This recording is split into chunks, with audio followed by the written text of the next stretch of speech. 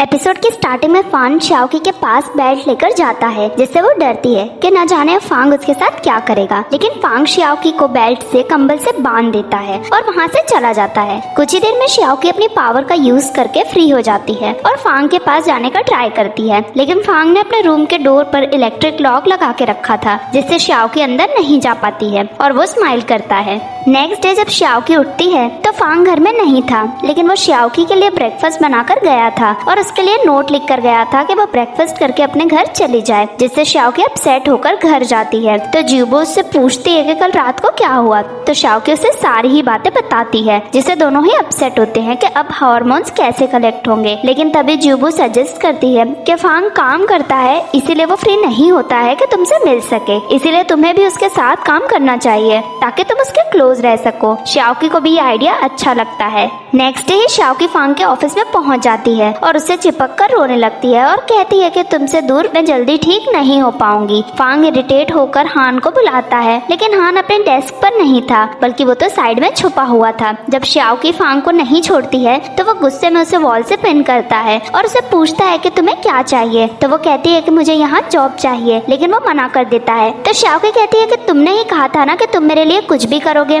फांग सोचता है और कहता है कि यहाँ जॉब करने के 3 रूल होंगे। सबसे पहला, तुम्हें जो काम दिया जाए वो करना होगा। दूसरा, तुम्हें मेरी सारी बातें माननी होंगी। और तीसरा, तुम ऑफिस में किसी को भी ये नहीं बता सकती हो कि तुम मेरी एक्स गर्लफ्रेंड हो। शाओकी इन सब के लिए अग्री होती है, तो फांग भी उसे जॉब दे देता है, जिससे वो खुशी से वहाँ से जाती है।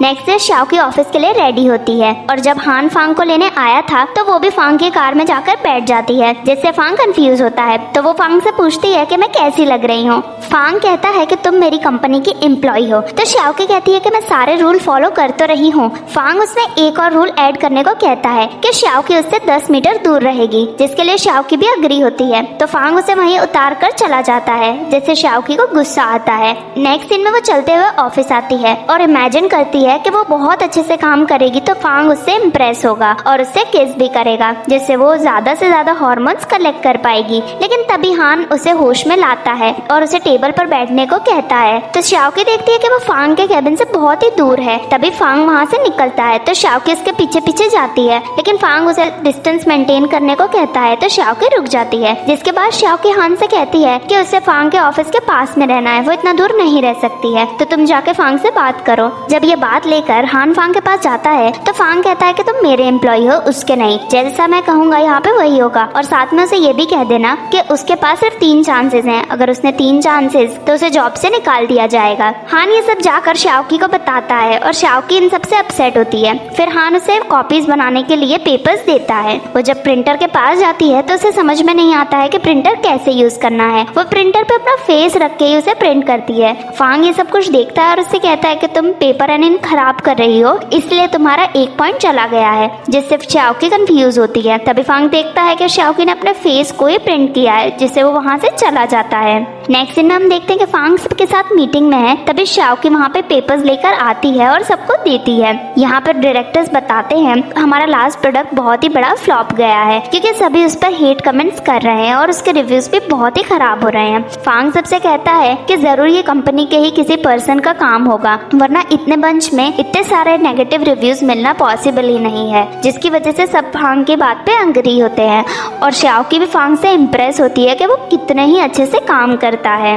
नेक्स्ट सीन में हम देखते हैं कि जब फांग अपने ऑफिस में जाता है तो शाओकी भी उसके पीछे पीछे जाती है। फांग उसे डिस्टेंस मेंटेन करने को कहता है तो वो पीछे होती है, लेकिन जैसे ही फांग अपने चेयर पर बैठता है शाओकी फांग की तारीफ करने लगती है और उसके लिए डांस करती है, जो देखकर फांग और हान दोनों ही शॉक होते हैं। शाओकी कहती है कि तुम बहुत ही अच्छे से काम करते हो। उसके बाद फांग कहता है कि तुम्हें भी कंपनी में बहुत सारे काम करने पड़ेंगे, जिससे शाओकी कंफ्यूज होती है। लेकिन जब शाओकी बाहर जाती है तब हम देखते हैं कि कंपनी में सभी लोग शाओकी को कुछ न कुछ काम देते रहते हैं, जिससे वो बिल्कुल भी फ्री नहीं हो पाती है। सारे काम करके वो बहुत थक जाती है और अपने डेस्क पे ही सो जाती है। तभी वहाँ पे फांग आता है और उसे सोते हुए देख लेता है और उसे उठाकर कहता है कि तुम्हारी सेकंड स्ट्राइक भी हो गई है, तुमने तीसरी कोई भी गलती करी तो तुम्हें जॉब से निकाल दिया जाएगा, जिससे शाओकी खड़ी होकर काम करने लगती है। तभी फांग फांग देखता है कि कंपनी में सभी बहुत ही ज्यादा मेहनत से काम कर रहे हैं, क्योंकि हाल ही में जो प्रोडक्ट का रिव्यू खराब हुआ है उसे सही भी तो करना है। उसके बाद हान उसके पास आता है और सारी ही रिपोर्ट देता है। साथ ही वो उससे पूछता है कि आपको क्या लगता है इन सब के पीछे कौन है, क्योंकि जिसने भी ये किया है उसने आपसे जरूर बदला लेने के लिए ये सब किया होगा। तभी वो दोनों देखते हैं कि कांग साइड में बैठा बैठा हंस रहा है और रिव्यूज पढ़ रहा है, जिससे वो समझ जाते हैं कि कांग ही वो पर्सन है जिसने ये सब कुछ किया है। नेक्स्ट सीन में हम देखते हैं कि जब कांग अपनी कॉफी लेने जाता है तो फान उसके पास जाके कहता है कि मुझे पता है कि ये जो भी हुआ है वो तुमने ही किया है। तो कांग कहता है कि मैं भला ऐसा क्यों करूंगा, तुम्हारे ही स्टाफ में से किसी पर्सन ने ये किया होगा, क्योंकि तुम्ही ने हाल ही में नया स्टाफ हायर किया है, इसीलिए तुम्हें अपने स्टाफ पे भरोसा रखना चाहिए। जिससे फांग उससे कहता है कि ये जिसने भी किया होगा उसके लिए सही नहीं रहेगा और वहाँ से चला जाता है।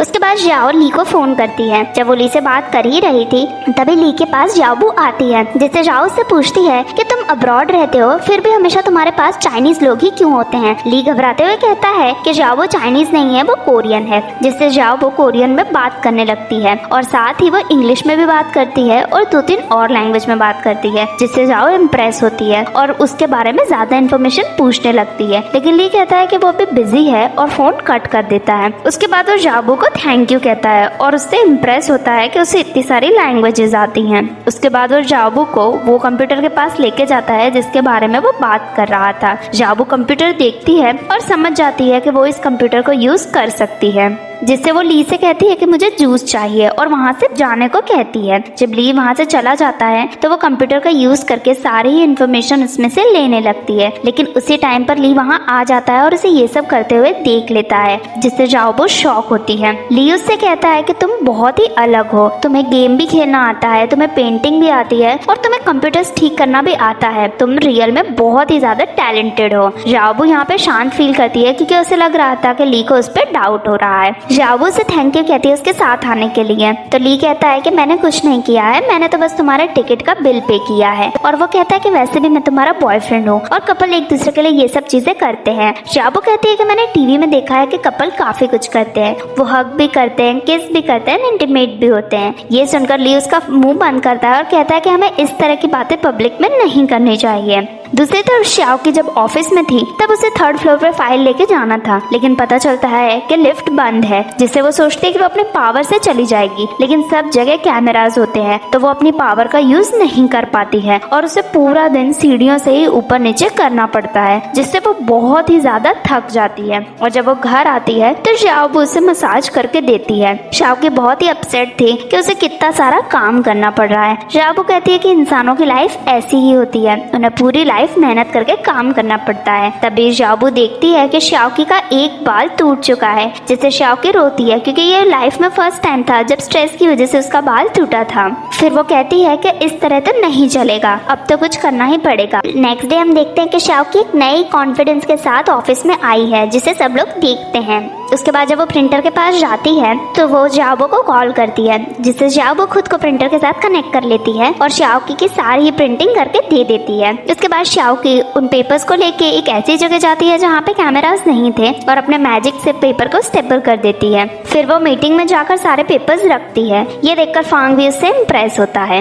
मीटिंग में पता चलता है कि रिव्यूज की जो उनकी प्रॉब्लम थी वो क्लियर कर दी गई है, लेकिन अभी भी सेल्स बहुत ही ज्यादा नीचे चल रहे हैं। फांग डिसाइड करता है कि हमें इसे बढ़ाने के लिए कुछ करना चाहिए। सभी लोग अपना अपना सजेशन दे रहे थे, लेकिन उसी टाइम शाओकी सजेस्ट करती है कि हमें लाइव स्ट्रीमिंग करनी चाहिए ताकि लोगों को हमारे प्रोडक्ट की ऑथेंटिसिटी समझ में आए। फांग को पहले ये बात सही नहीं लगती है, लेकिन मीटिंग में सभी लोग शाओकी की बात से अग्री होते हैं, जिससे फांग भी लाइव स्ट्रीमिंग करने की परमिशन दे देता है। नेक्स्ट सीन में हम देखते हैं कि शाओकी लाइव स्ट्रीमिंग कर रही है और कंपनी का मेकअप अपने फेस पे लगा रही है, लेकिन कमेंट में सब यही कह रहे थे कि वो फिल्टर यूज कर रही है और उसने रियल में अच्छा मेकअप यूज नहीं किया है, जिससे शाओकी कहती है कि मैं सबको यकीन दिलाने के लिए अभी ही जिम में जाने को रेडी हूँ। दूसरी तरफ फांग एंड हान चल के आ रहे थे, तभी फांग नोटिस करता है कि शाओकी अपने डेस्क पे नहीं है, तो फान उसे बताता है कि वो लाइव स्ट्रीमिंग के लिए जिम में गई हुई है और उससे कहता है कि हम भी वहाँ जा सकते हैं, लेकिन फांग उसे मना कर देता है। जब हान वहाँ से चला जाता है तो फांग अपने फोन में शाओकी की लाइव स्ट्रीमिंग देखता है, लेकिन उसे समझ में आता है कि लोग बहुत ही ज्यादा हेट कमेंट कर रहे हैं, जिससे वो अपने ऑफिस में जाता है और अपने कंप्यूटर पर बैठ के अच्छे कमेंट्स करने लगता है। उसके साथ साथ हम देखते हैं कि ज़ाओबू एंड चाय भी लाइव स्ट्रीमिंग पर गुड कमेंट्स कर रहे हैं और जो खराब कमेंट्स कर रहे हैं उन्हें सुना रहे हैं। शाओकी जिम कर रही थी जिससे उसे बहुत ही स्वेटिंग हो रही थी, लेकिन उसके बाद भी लोग ये मानने को तैयार नहीं थे कि उसने कोई फिल्टर यूज नहीं किया है, जिससे वो कहती है कि मैं स्विमिंग के लिए भी जा सकती हूँ और वो पूल में जाने का डिसाइड करती है। फिर वो पानी में कूद जाती है और सबको दिखाती है कि मेरा मेकअप एकदम परफेक्ट है। लेकिन तभी हम देखते हैं कि शाओकी के पैर में स्ट्रेन होने लगता है और वो स्विम नहीं कर पाती है, जिससे वो डूबने लगती है। सेम उसी टाइम पर वहाँ से फांग निकलता है जो देखता है कि शाओकी डूब रही है, जिससे वो घबरा कर शाओकी के पास जाता है और पानी में कूद जाता है। और इसके साथ ही ये एपिसोड यहीं पे खत्म हो जाता है। नेक्स्ट पार्ट देखने के लिए चैनल को सब्सक्राइब जरूर करें। मिलते हैं नेक्स्ट वीडियो में, तब तक के लिए टेक केयर, बाय बाय।